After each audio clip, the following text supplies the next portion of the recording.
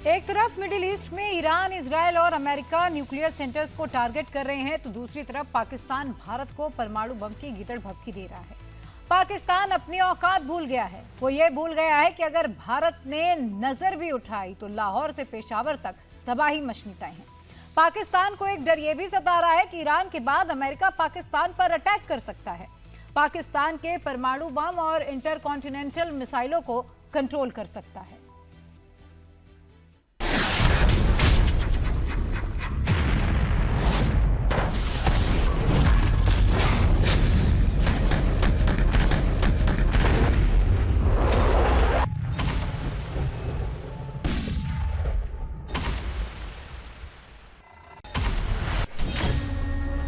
Iran Israel युद्ध से क्यों खौफ में है पाकिस्तान?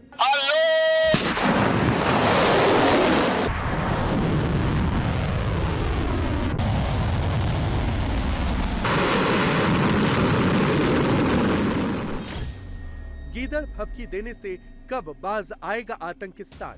कि अगर अमेरिका ने पाकिस्तान पे कोई हमला कर दिया, हमारी तो अगर हमारे न्यूक्लियर रेंज में नहीं भी है अमेरिका, तो अगर हमारी रेंज वहां ना भी हुई और अगर हम पे कुछ किसी ने बुरी नजर से देखा, तो हमने तो बगैर सोचे समझे भारत पे, मुंबई पे अटैक कर देना है, न्यू दिल्ली पे कर देना है। हमने तो छोड़ा नहीं।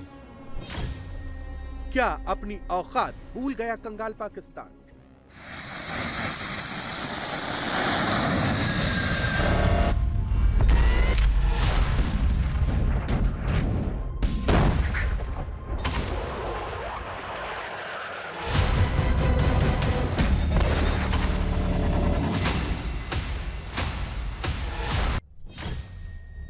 हिमाकत की तो नक्शे से गायब हो जाएगा पाकिस्तान।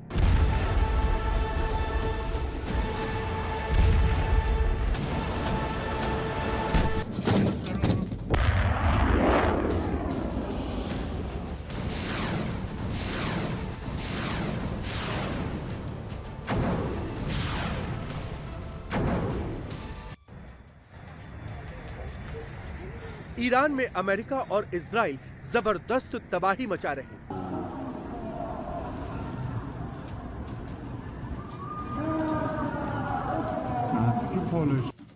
तेहरान की न्यूक्लियर फैसिलिटी पर बम बरसाकर उन्हें ध्वस्त किया जा रहा है।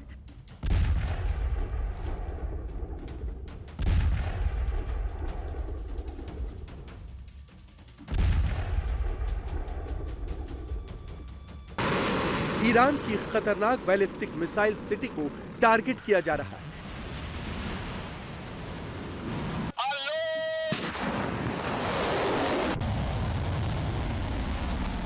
इससे पाकिस्तान एक बार फिर खौफ में आ गया है। पाकिस्तान का फील्ड मार्शल आसिम मुनीर पूरी तरह से डरा सहमा है। पाकिस्तान का यह डर उस वक्त और बढ़ गया जब हाल ही में अमेरिका की इंटेलिजेंस चीफ तुलसी गबार्ड ने पाकिस्तान की बढ़ती मिसाइल क्षमता पर चिंता जताई थी। मुनीर और उसके गुर्गों को यह डर सताने लगा है कि पाकिस्तान के न्यूक्लियर को खत्म करने के लिए अमेरिका, इजराइल एक्शन ले सकते हैं। इस बीच पाकिस्तान ने अमेरिका का नाम लेकर एक बार फिर भारत को गीदड़ भभकी दी है। तो अगर हमारी रेंज वहां ना भी हुई और अगर हम पे पाकिस्तान के पूर्व हाई कमिश्नर और डिफेंस स्ट्रेटेजिस्ट अब्दुल बासित ने भारत पर हमले की बात कहकर खुद अपने मुल्क का मजाक बना दिया है। अब्दुल बासित ने शेखी बखारते हुए कहा कि अमेरिका अगर पाकिस्तान पर हमला करता है तो पाकिस्तान भारत पर जहां चाहे वहां हमला कर सकता है। अगर अमेरिका ने पाकिस्तान पे कोई हमला कर दिया, हमारी तो अगर हमारे न्यूक्लियर रेंज में नहीं भी है अमेरिका, लेट्स से अगर हम खलीजी ममालिक में जो है उनके अड्डों तक भी नहीं पहुंच सकते या हम इसराइल पे भी हमला नहीं कर सकते, हमारे लिए क्या वाहिद रास्ता होगा आपके ख्याल में? इंडिया। हमने तो देखिए और कुछ नहीं करना। हमने तो अगर हमारी रेंज वहां ना भी हुई और अगर हम पे कुछ किसी ने बुरी नजर से देखा, तो हमने तो बगैर सोचे समझे भारत पे, मुंबई पे अटैक कर देना है, न्यू दिल्ली पे कर देना है। हमने तो छोड़ना नहीं है। सही। हाँ, देखी जाएगी बाद में, जो छोड़ना चाहिए भी नहीं। अगर हमारे पास और कोई रास्ता नहीं होगा, अगर अमेरिका हमारे कोई हमला करता है, जो कि नामुमकिनात में से मैं फिर वही कह रहा हूँ, लेकिन ये बात जान लेनी चाहिए तमाम दुनिया को कि अगर खुदा ना खासा पाकिस्तान पे किसी ने बुरी आंख से निकाल डाली इस वक्त हमारी रेंज में अमेरिका भी नहीं और ना इसराइल है, लेकिन अगर कोई सूरत हाल ऐसी डेवलप होती है तो पाकिस्तान के पास और कोई ऑप्शन नहीं होगा कि वो भारत में जहाँ उसका दिल चाहता है हम हमला करेंगे, और फिर देखी जाएगी जो भी होता है। अगर बहुत सूरत हाल ख़राब हुई, मुंबई न्यू दिल्ली तो कहीं नहीं गए ना जी, पास ही ये में तो है। पास में ही है। सही। इसके लिए हमें इंटरकॉन्टिनेंटल बैलिस्टिक मिसाइल की ज़रूरत नहीं है तुलसी साहिबा, हम यहीं से आपको मारेंगे। जितने भी आप मल्टीनेशनल्स हैं, अमेरिकन यहाँ पे काम कर रहे हैं, इसराइली काम कर रहे हैं, जितने भी लोग हैं, हम पहले भी मुजाहिरा पहले दिखा भी हम चुके कर हैं चुके बासित हैं, साहब। तो फिर यहीं से इंशाल्लाह बिल्कुल। सारा काम हो। लेकिन ऐसा कहते वक्त अब्दुल बासित शायद ये भूल गए कि यदि भारत ने चाह लिया तो पाकिस्तान धरती के नक्शे से ही गायब हो जाएगा।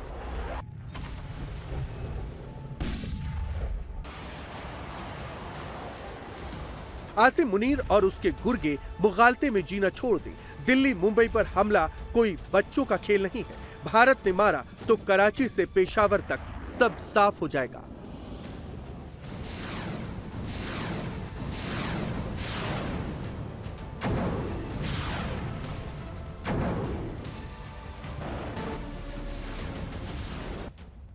अब सवाल उठता है कि आखिर पाकिस्तान को अमेरिकी हमले का डर क्यों सता रहा है?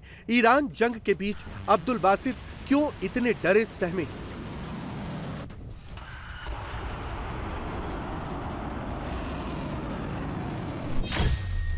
इसकी बड़ी वजह अमेरिकी नेशनल इंटेलिजेंस चीफ तुलसी गबार्ड का वो बयान है जिसमें उन्होंने पाकिस्तान को अमेरिका के लिए खतरा बताया था। बीते दिनों तुलसी ने कहा था कि पाकिस्तान के न्यूक्लियर वेपन्स की सुरक्षा पर अंतर्राष्ट्रीय चिंता बढ़ गई है। सीनेट में पेश अपनी रिपोर्ट में गबार्ड ने कहा कि पाकिस्तान नए और एडवांस्ड मिसाइल डिलीवरी सिस्टम पर तेजी से काम कर रहा है जिसकी रेंज अमेरिका तक हो सकती है। रिपोर्ट में पाकिस्तान का नाम शामिल होने से यह संकेत मिलता है कि अमेरिका उसकी मिसाइल और परमाणु कैपेबिलिटीज को लेकर काफी सीरियस है। तुलसी गबार्ड के इस बयान पर आसिम मुनीर की धड़कनें तेज हो गई।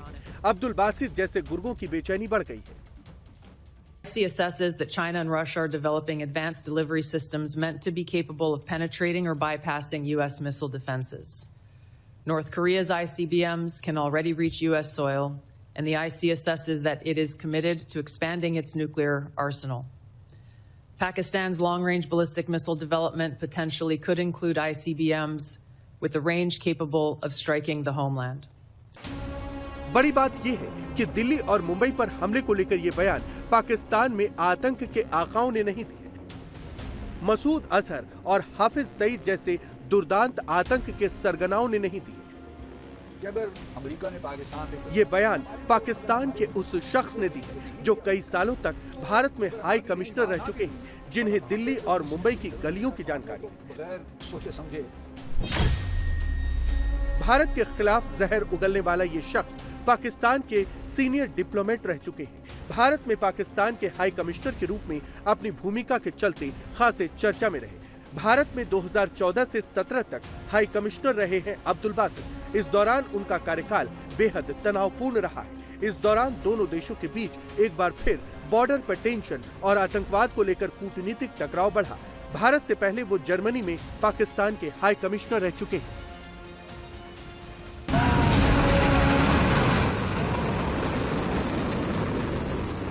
अब्दुल बासित का ये बयान ऐसे वक्त में आया है जब पाकिस्तान और अफगानिस्तान के बीच टेंशन 7वें आसमान पर है।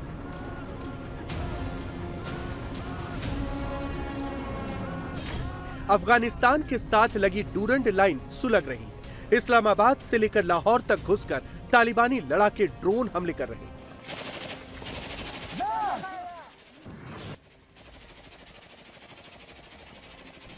तो दूसरी ओर पाकिस्तान के पूर्व डिप्लोमेट भारत के खिलाफ जहर उगलने में लगे हैं, जो सीधे सीधे आतंकवादी वाले मानसिकता को दिखाता है।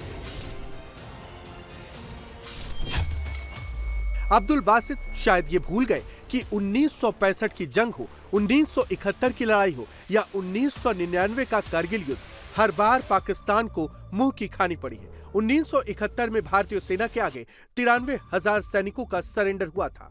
ऑपरेशन सिंदूर के तहत भारत ने पाकिस्तान में घुसकर आतंकी अड्डों को नेस्तनाबूद कर दिया था। जैश और लश्कर के 9 आतंकी कैंपों को पूरी तरह से ध्वस्त कर दिया। अब्दुल बासित को नहीं भूलना चाहिए कि ऑपरेशन सिंदूर में पाकिस्तान को पिटे ज्यादा दिन नहीं बीते।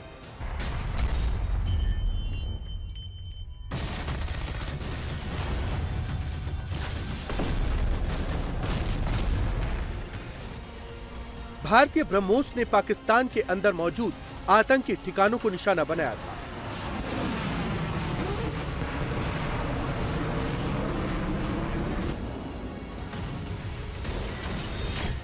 आकाश और नागास्त्र जैसे स्वदेशी हथियारों से बहावलपुर, मुरीदके और शकरगढ़ में भारी तबाही मचाई।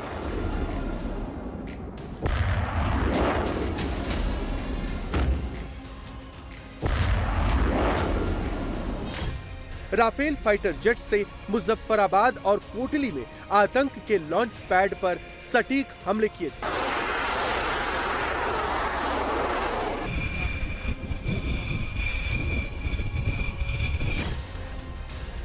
जैश, लश्कर और हिजबुल मुजाहिदीन के आतंकी कैंपों को पूरी तरह से ध्वस्त कर दिया था।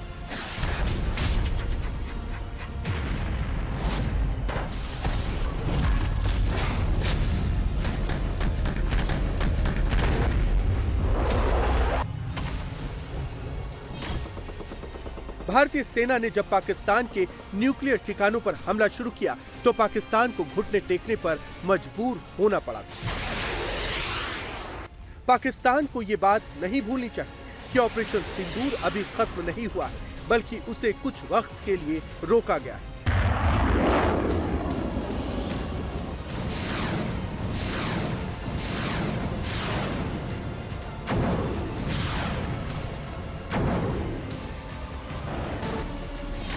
ऐसे में अगर आतंक का आका पाकिस्तान किसी भी तरह की हिमाकत करने का दुस्साहस करता है तो इस बार धरती के नक्शे से मिट जाएगा। पाकिस्तान का नामो निशान खत्म हो जाएगा।